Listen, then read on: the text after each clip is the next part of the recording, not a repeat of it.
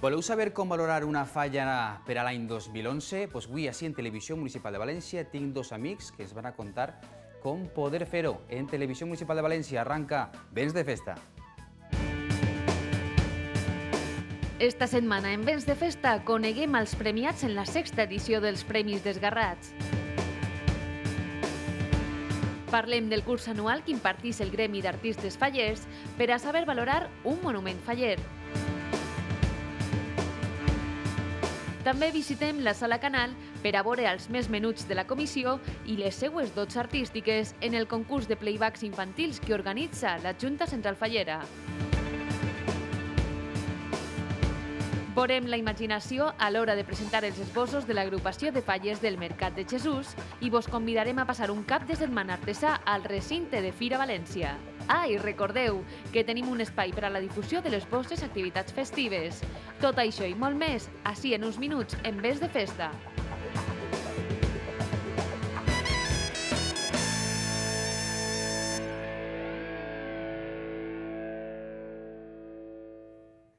Què tal, amics? Ara sí, benvinguts a Vents de Festa, gràcies per estar al nostre costat. I durant la primera part del programa anem a parlar de monument, de falles, d'essència de festa josefina, així en Televisió Municipal de València. Ja que comencem, anem a la sede central de la 11 en València, ja que la setmana passada se presentaren els esbossos de l'agrupació de falles Mercat de Jesús. I nosaltres no volguem faltar a la cita i veurem quina manera peculiar de presentar els projectes. Miren.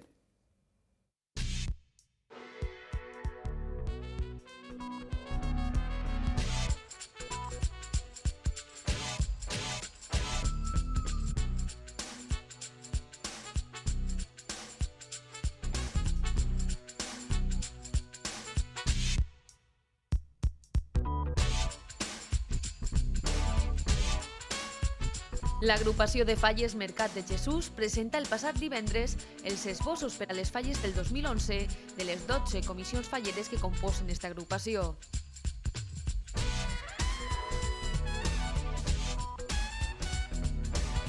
Com no podia ser d'altra forma, l'originalitat no va faltar a esta cita, sobretot a la presentació de cadascun dels projectes. Amb aquest acte ja quasi coneguem tots els monuments que es plantaran a la ciutat de València. Només queda desitjar molta sort i ànim als artistes fallers que a aquestes hores ja estan treballant a destall per a que el proper 15 de març els seus treballs estiguen perfectes al carrer.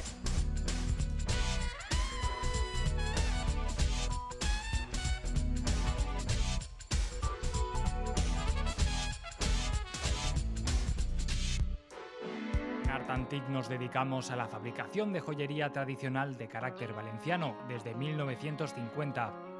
Fieles, únicos y originales, nuestros diseños se inspiran en un rico pasado. Equilibrio y elegancia se unen para hacer de nuestras piezas joyas atemporales. Somos fabricantes de los aderezos y medallones de las falleras mayores de Valencia y sus cortes de honor. Artantic, joyería artesana. Carretera de Liria número 75, 96 363 80 68, Burjasot.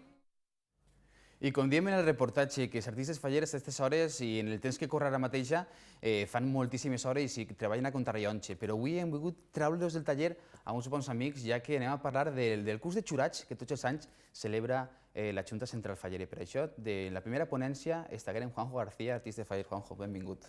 Molt bé, gràcies. Gràcies per estar amb nosaltres, per fer un weekend, no? Suposo que arriba el mes de novembre i estem mirant, diguem, el temps ja contra Nadal està ahí i ja està passat quasi. O sigui, quan passa Nadal ja, exposició del ninot i al carrer. Ja tot a una. I també s'acompanya avui, jo no sé com presentar-lo, si artista faller, monologuista, no sé com presentar-lo ja, perquè el podrem veure el divendres passat en els Premis Desgarrats i un professional, Ángel Navarro, benvingut. Hola, buenas tardes. Antes todo esto también de interpretación, ¿no? Sí, bueno, pero eso es más como hobby. Sí. Lo que nos da de comer de momento es artista fallero y eso es lo que primero hay que hacer. Los monólogos en los ratos libres y como para desconectar un poco. Sí, no? Perquè sempre diu que hi ha que ser polivalent, ja que esteu com a artistes fallers en la vostra professió, esteu en mitjans de comunicació, algú de vosaltres, esteu fent interpretació un poquet, però també xurat, este curs de xurats, estàveu fent la ponència i que complicat no és poder ensenyar a algú que després suposa que us va a qualificar a vosaltres. Bueno, més que ensenyar, nosaltres quasi diem un poc les maneres, no?, de juzgar, perquè ensenyar no se pot ensenyar. Veure falles s'ensenya mirant falles, no? S'ensenya passejant i molts anys veient falles i ser aficionat a les falles. Entonces, el que nosaltres, més que ensenyar, el que traçàvem són unes directrius de les formes de veure determinats detalls que potser el del carrer no veu i el professional sí que veu, però que bàsicament el que té que prevaldre és el gust de cada un i el que li diga la falla a cada un.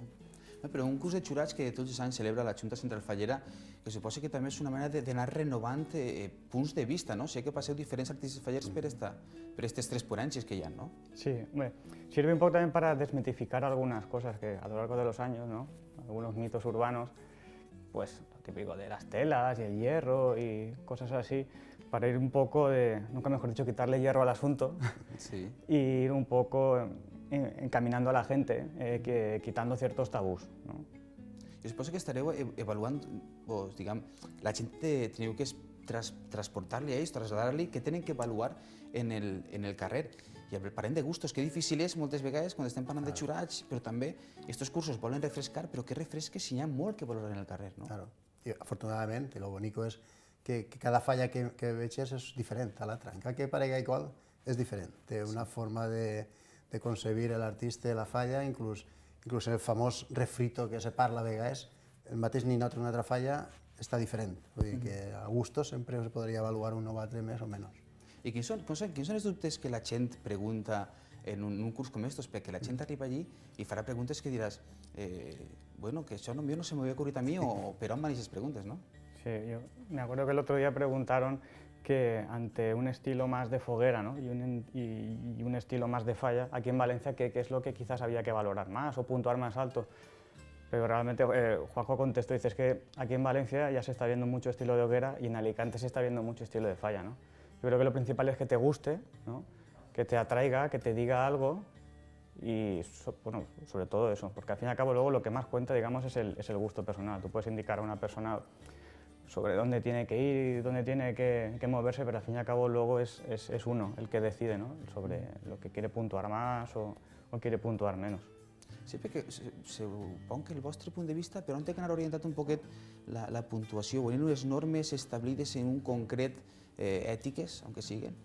Bueno, hi ha unes normes que estableix el reglament faller en quant a puntuació de la falla, pues en puntuar el risc de la falla, el modelar, la pintura, la composició, totes aquestes coses estan especificades, el text, o sigui, el contingut de la falla, l'higiene i gràcia, està ficat per a que cada un posi la seva puntuació, en aquest apartat.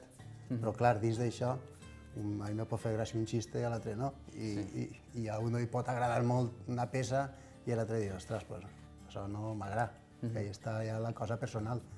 Però dins de lo personal és, diguem, unificar el tema i que vegin que són falles. I que la falla és per disfrutar-la i té que ser una falla, no és un monument que bonico, que xulo, que guai.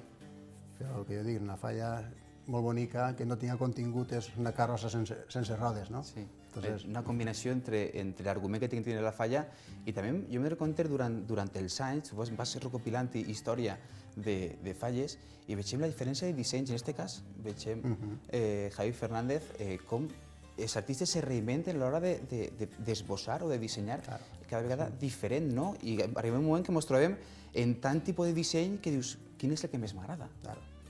Això és lo bonico és que veges tota aquesta gamma de... Jo sempre dic que València és la Bienal d'Art, la Bienal, no?, perquè és cada any, més gran del món en el carrer i subvencionat per el poble, a més. I quins temes són els que s'han tractat en este curs? Per la gent conega un poquet el que hi ha que tindre en compte, no?, per avaluar, millor personalment o com a aficionat, un monument, una falla. Hombre, yo creo que se dieron consejos, ¿no? Siempre es lo que decíamos antes. Al final un poco prima un poco el gusto de cada jurado, aunque tú lo vayas encaminando un poco, ¿no? Pero pues estuvimos hablando sobre el tema de acabados, sobre el tema de vestir las figuras, que hay gente que a lo mejor lo sigue viendo un poco como un cierto tabú y hay que recordar a muchísima gente que esto nació así, o sea, vistiendo ninos y haciendo las cabezas de cera. Luego también el tema de los nuevos materiales, hay gente que parece que es un poco reacia a que solamente podamos gastar corcho o podamos gastar cartón. Y hoy en día en el mercado hay un montón de materiales que a nuestro trabajo se acoplan muy bien y además te dan la oportunidad de sacar algo más fresco a la calle. Més partit, no? Claro, y a lo mejor refuerza mucho más lo que tú quieres transmitir o la idea que quieres plantear.